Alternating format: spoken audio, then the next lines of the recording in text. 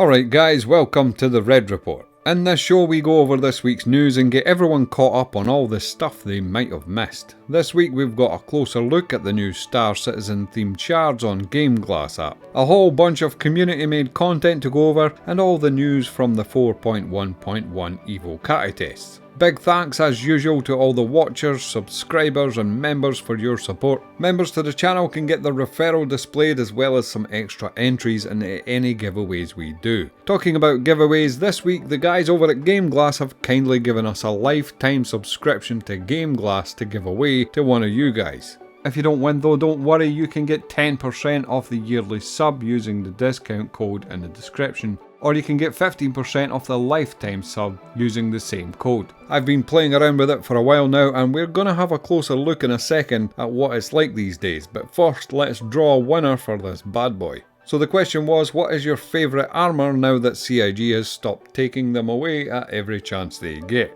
And the winner is Zenrin. I love the Stitcher armour that you can get from the 890 jump missions. It's only medium armour but has so many small details. I just love it. Congratulations dude, I'll have contacted you already with your code. May it serve you well my friend. And thanks to everyone who took part. I got some amazing responses. Some in the form of love poems, which was very touching indeed.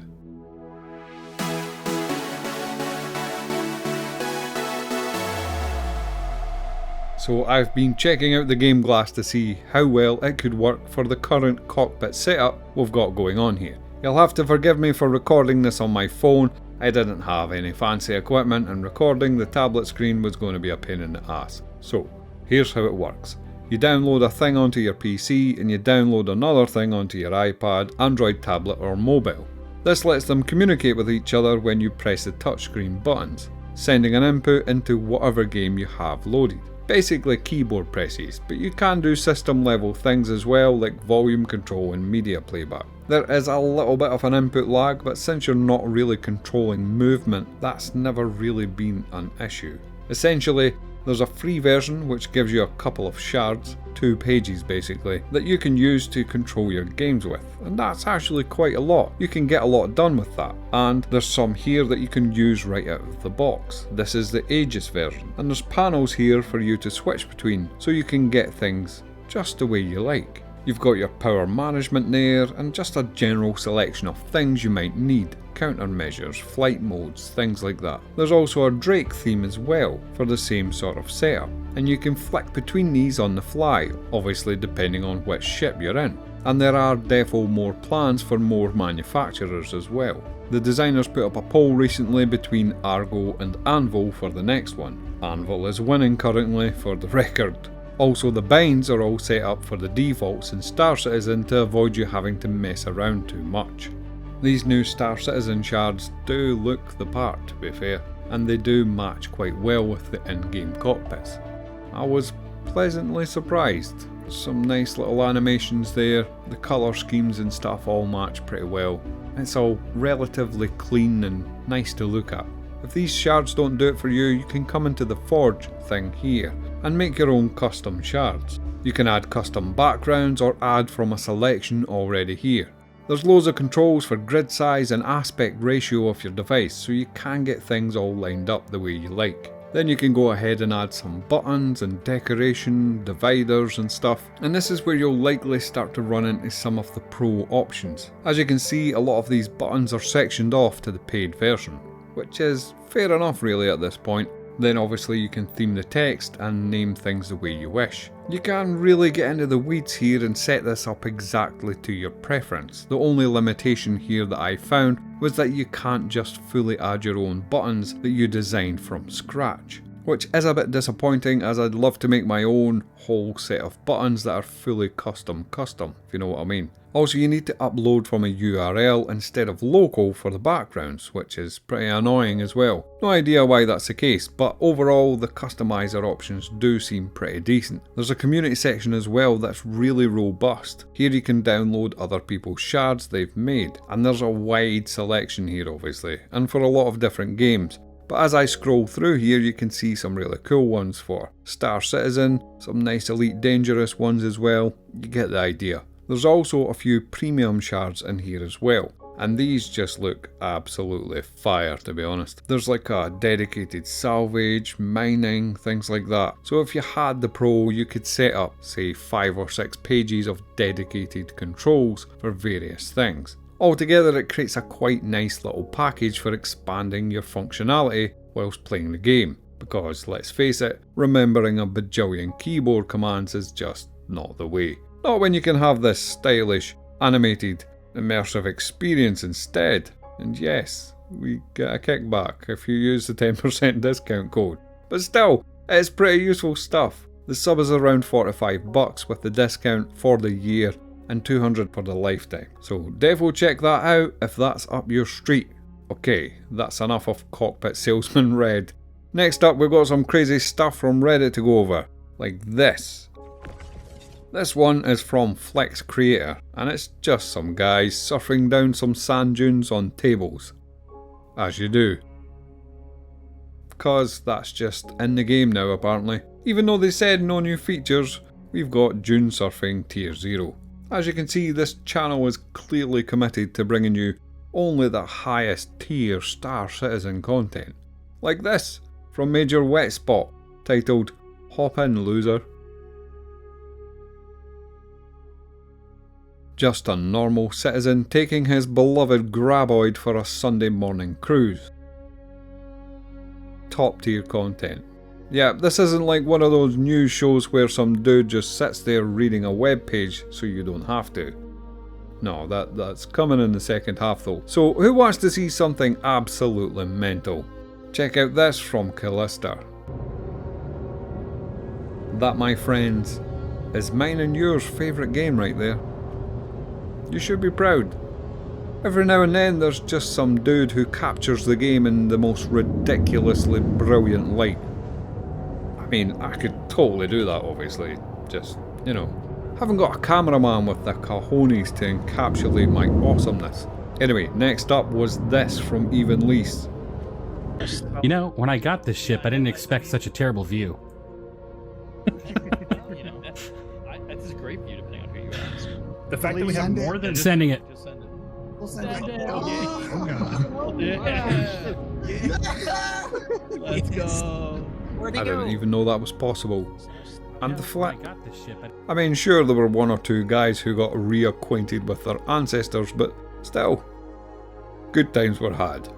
Mr. Silver has got a pretty decent cargo run for you guys. Pretty decent little run, makes about 300k per trip, really short from orbit to planet side. Looks like a nice job if you're fancying some cargo. You don't need a very big ship either, 64 SCU will do. And remember to check the comments as well for some nice return trip money making suggestions. Great video dude, appreciate these guides a lot.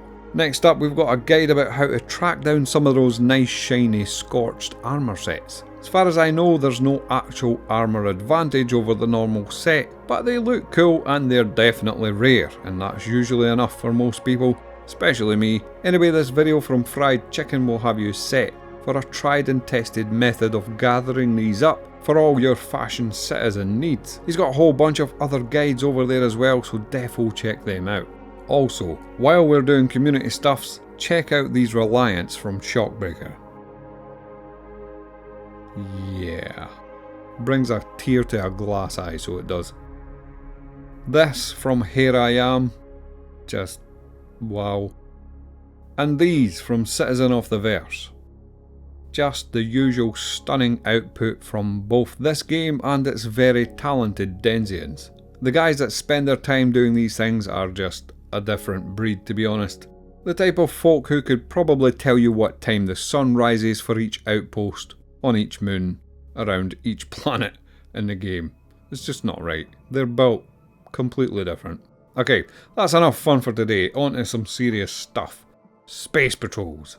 In the monthly report we got a glimpse into some upcoming new mission layouts. This one seems to be a series of patrol points where we are deployed to achieve various things. Hopefully it's not all ship based, maybe there's some EVA boarding stuff, maybe some FPS. We'll find out soon enough, as I'm sure it's in Evo Catty right now, getting tested. Looks like CIG is finally starting to lean into some of those modular mission blocks it's been harping on about for ages. It will, in my opinion, be really great to see this up and running.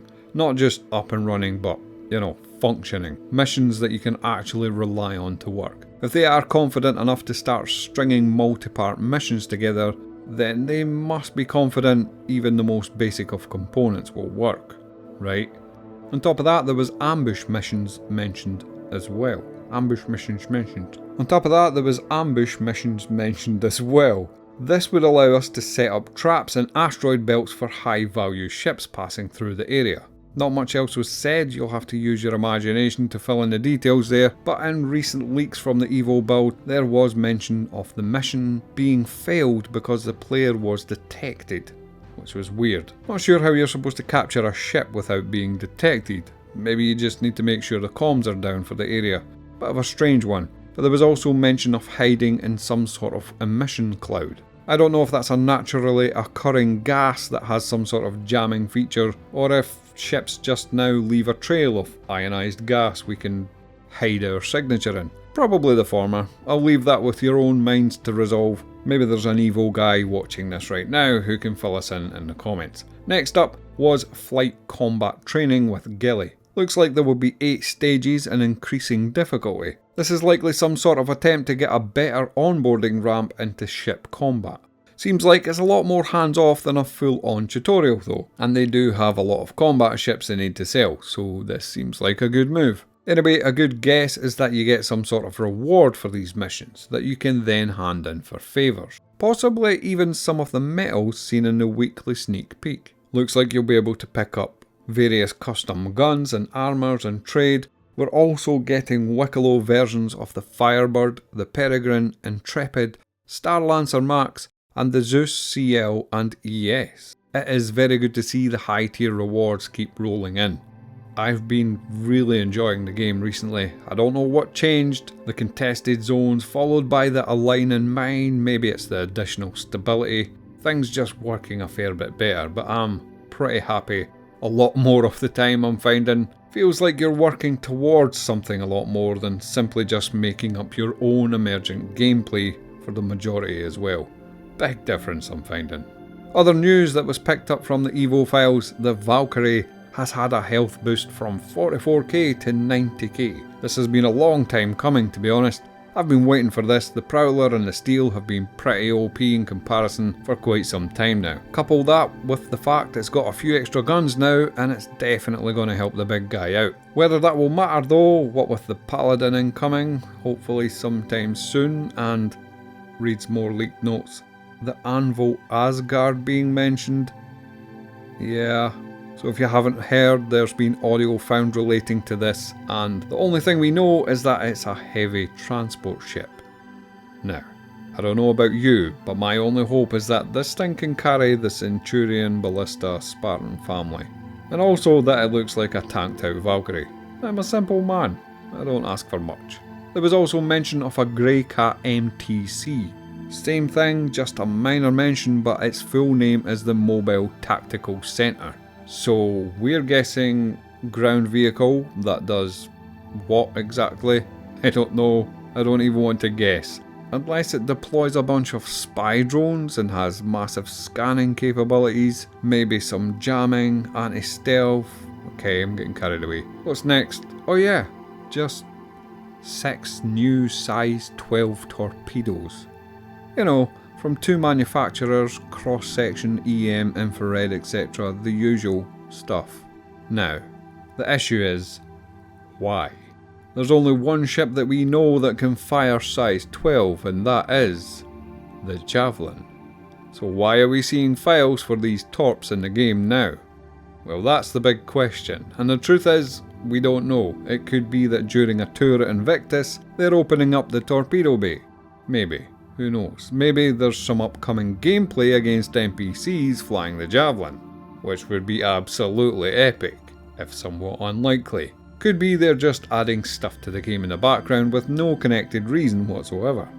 But where's the fun in that?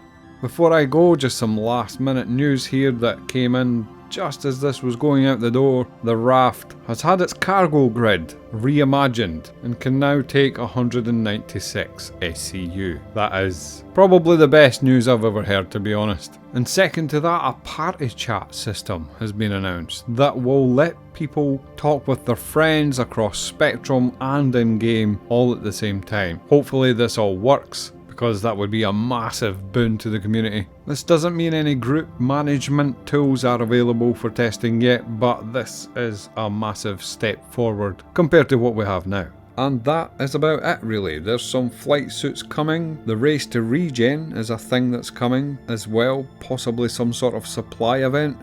But yeah, apart from that, best we leave some surprises.